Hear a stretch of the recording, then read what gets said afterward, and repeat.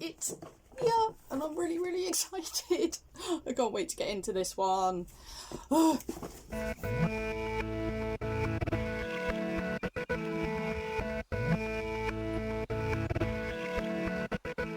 Wotcher Nooklings, as you can tell, this is going to be a really exciting video, at least for me. You know, this is Moriah Elizabeth's Blob Universe kit, which I'm sure you've seen plenty of others do, but let's stop waffling, let's just get straight on over to the desk and see what we can create. This thing is huge and barely fits in frame. Let's see, there we go. Get in.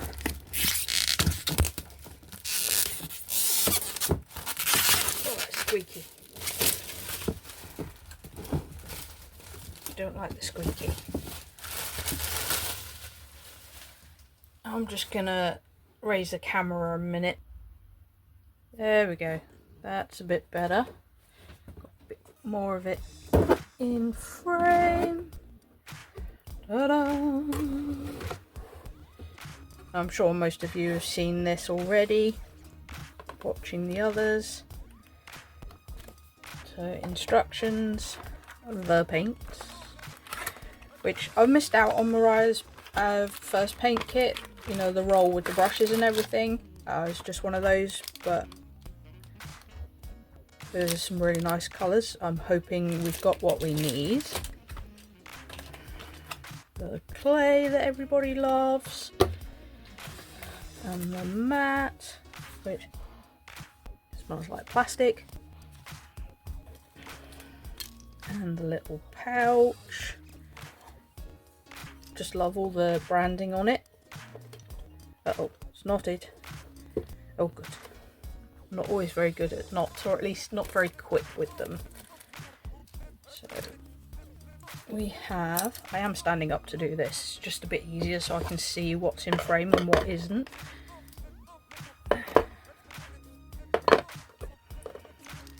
The paint marker, which apparently is highly juicy, and just be careful with it.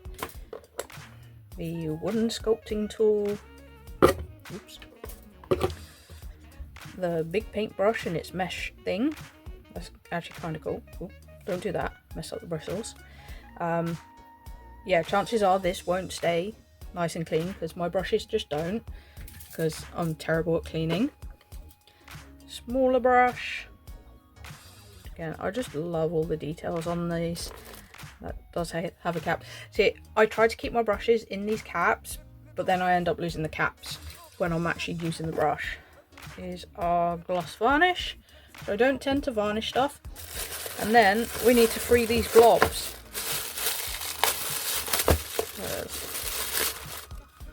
Ta-da! Love these. They smell very plasticky. I'm sure I'm not the only one that sniffed them.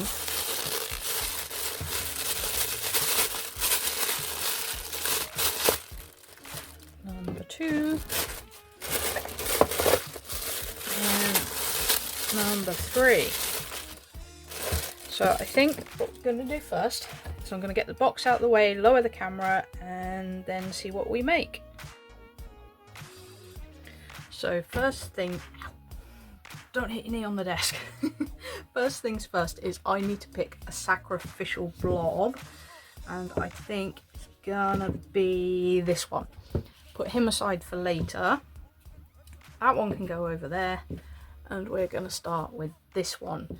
Now, if you've been around on the channel for a while, you probably know what I'm gonna do, but I'm gonna stop waffling and we're gonna head over to voiceover and just speeding up through the process of what I'm gonna do. For the first blob, if you've been here for a while, you probably know what I'm gonna do, and that is turn this one into a nookling. It had to be done, and I decided I would go with Pow, the channel mascot. Just thought he would be not just easiest, I just thought he would be the best choice. So yeah, just sculpting a couple of ears. Now for this one, I did want to try and stick to using everything in the kit. Just thought that, not easier, but I just wanted to test everything. However, yeah, the inside of the ears, I couldn't get how I wanted them to look with the tool, so with the wooden knife, so I did use one of my dotting tools, and yeah, I did get the ears kind of mismatched.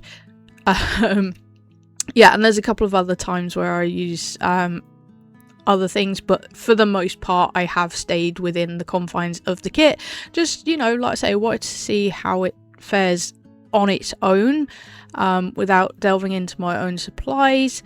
I wasn't sure how well that was going to work creating a Nookling, but I think I did alright, and I did decide that I would jump between the two blobs without trying to you know, just film one at a time. Yeah, it wasn't going to work. So for the wings, I just sculpted these little blobs. Again, like I said, wanting to stay within the confines of the kit, I thought this was going to be the easiest way to do it. Something that's a bit tricky because Nooklings do have translucent wings, and I wasn't sure how to sort of translate that into clay. But, you know, I think they look roughly how they're supposed to. The one thing I did not do is sand any of these. Now, onto the second blob. Initially with this one, I was just going to create a new Nookling character, and it was going to be based on a bee. That was my initial idea going into this, but as you can see, I'm doing round ears for this one. The bee idea kind of went out the window, and I ended up creating a completely new Nookling species. Yeah, we'll get more into that as we go, but like I said, these have got bigger, rounder ears. Yeah, it's just a bit of fun. As you know, I love creating the subspecies. It's just so much fun, and this guy is no exception to the rules. Translating it into blob form when I hadn't even done like a mock-up sketch for this guy was a bit of a challenge, but I think I did okay. Now this is what gave me the idea. Originally I was going to use the top wings of the mold just for regular Nookling wings, but I just thought, you know what, the dragon ones are going to be so cool. He's not a dragon, I should tell you that now, and the wings are a little big for the blob, but you know, is what it is. And this mold actually came out of one of Nerdy Crafter's kits, so that kind of fits, you know, because I know Moriah and Nerdy Crafter are friends, so yeah, it was definitely appropriate to do. But yeah, as you can see, the wings are too big, so I do cut the ends off. Still a little big, but I think it works overall. And just going in with the details, I do actually have two separate sculpting sets, one for air dry clay, one for polymer clay. Just makes it easier so there's no contamination. At least that's what I found. Remember to breathe whilst you're trying to do a voiceover. Oh dear. The tails are pretty similar. This one is a little bit longer, and this little one is a bat Nookling. That's what I decided on, and his name is Pip. I'll get a bit more into that as we go. So straight onto the painting. I did not sand them. I wish I had, but you know, is what it is. The black's really, really nice. Covers quite well. I think I did still do 2 coats, but yeah, overall it covered really, really well. I just wanted to do more of a wash of black on the wings. Like I said, Nookling wings are meant to be translucent, so yeah, I didn't want to make them too dark. And as you can see, we did have one casualty where Pal lost his tail, but at the end of the day, it just made it a little bit easier to paint him, so I wasn't mad at that. Yes, I am painting all of him black. I don't know why, I just figured that would be a bit easier to do than messing around with his accent colours and everything. Pip, his colours were the hardest because basically I decided for his sort of coloration and everything, I wanted him based on the pipistrelle bat. I think that's the world's smallest bat, certainly the smallest species of bat in the UK.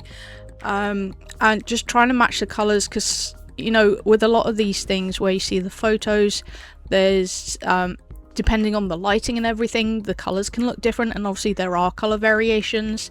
So some of them were sort of grey brown, which is what I was aiming for here, but I really didn't like it. Just felt off. But we're going back to Pal, getting the rest of his black done. I was a little bit impatient, I should say, with painting these guys, because I just really want... Painting is half the fun, you know, bringing characters to life and just putting all those details in. So yeah, I did get a little bit covered in paint, but that at this point it's just inevitable for me. I will always get covered in paint. Yeah, I don't worry about it too much. So here I'm trying to adjust Pip's colour again. Yeah, still not happy with it. Because, yeah, I wanted to go, again, the grey-brown, but slightly warmer. And, again, that just didn't work out. I do end up trying for a golden brown, which I could have sworn I had a raw sienna, because that's kind of the colour I was going for. But could I find it? No. So I end up using yellow ochre and mixing it with a bit of burnt umber? Or raw no, I think it was raw umber. It's more of a red brown anyway, and that just worked out perfectly. But I think we shall... Oh no, so before painting on Pal's brighter colours, I decided to paint white first, so they were just a bit more vibrant. I know that kind of seems counterproductive, painting in black then painting in white. But to me at the time it just felt like the best way of doing things. But let's stick a bit of music on to watch some more of this painting process.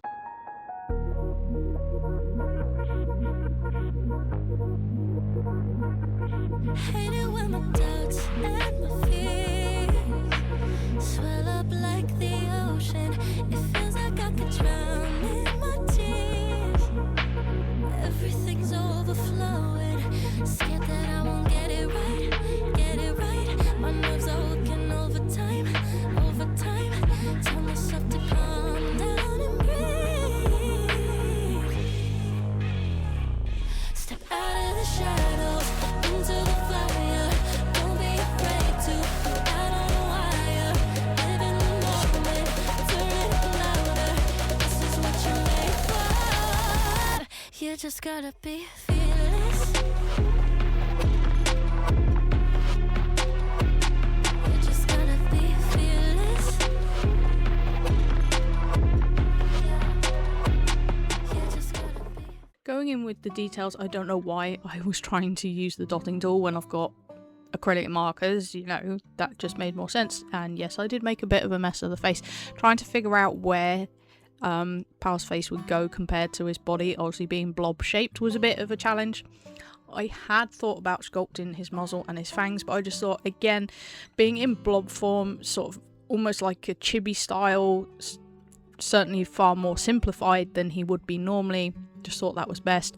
And no, that colour I use for Pip is just disgusting. Yeah, I will change it in a bit. And the one thing I did use in this painting process on both Pal and Pip was my detail brush, just because it was far easier for things like the face, and just, yeah, made life a lot easier. You know, the brushes that came in the set are great. Probably some of my better brushes, but yeah, just for the tiny details, they're too big. But that's to be expected. You know, you can't include literally everything you might need. Now, if Pal's face looks a little wonky, I mean, yes, it probably is a little wonky, but his muzzle colours, the pink and the green, aren't symmetrical. So sometimes it does make him, like particularly in this blob form, I noticed it makes him look a little wonky, but that's actually part of his design, so you know. There we go, touching up all the little mistakes, redoing his eye and his fangs. But yeah, let's get back into the music.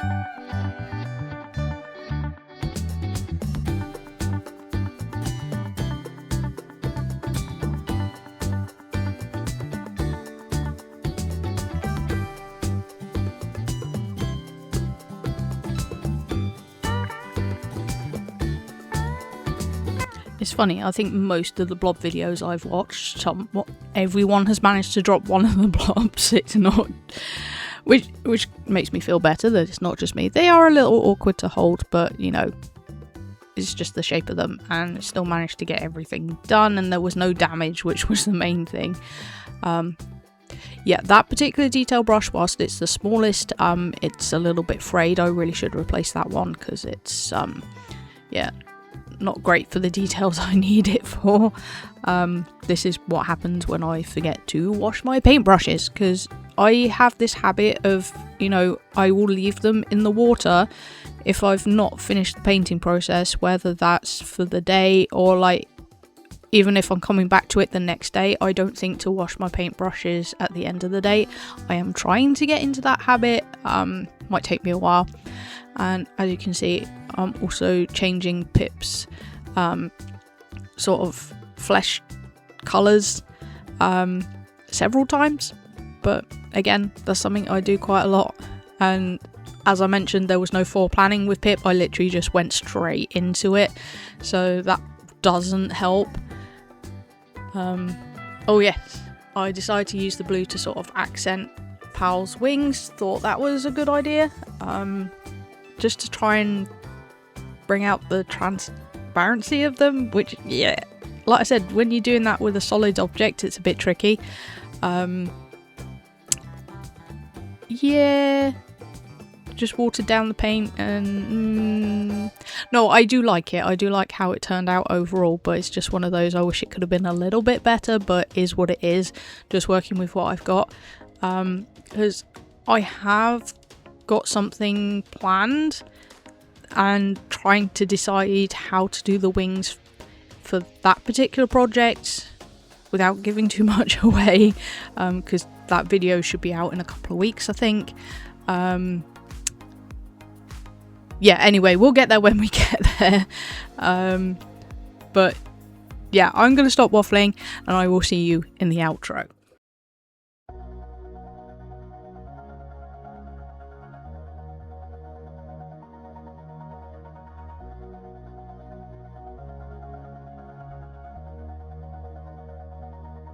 All this time, I've been holding on so tight, 'cause all that I do was easy to use.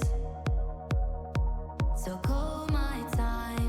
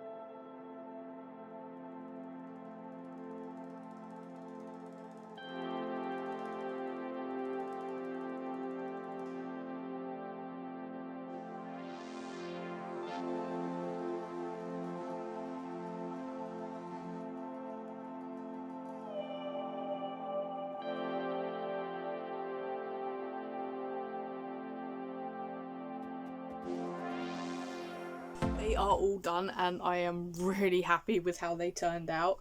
So first up is Pal. Okay, yeah, his eyes are a little bit far apart, but I still absolutely love him. Love the fact that the colours fit quite well just straight from the tube without any mixing, which is always good. The wings aren't perfect, but you know, I knew they weren't going to be. Just trying to convey transparency on solid objects like that is not easy, but still really happy with those and the repair on his tail. So yeah, super happy with him. And then on to Pip. Pip is just so cute, and again his eyes may be a little bit far apart, but yeah, super happy with him. Really happy that I chose to use the Nerdy Craft the wing template. Yeah, really happy, and I may have already been working on these guys in my sketchbook, so there will be a video about them at some point. But yeah, and sadly I ran out of time to do the third blob. Just, you know, we're going away in a few days and we'll be back by the time you see this, so I just didn't have the time to do it. So again, there will be a video for that. These guys will be going on the shelf, but I noticed there's a couple of places where I didn't quite get the gloss varnish, so I will be doing another coat at some point, probably when we get back. But that's going to be it for this one, guys. Thank you so much for watching. Remember to stay uniquely you, and I'll catch you Nooklings next time.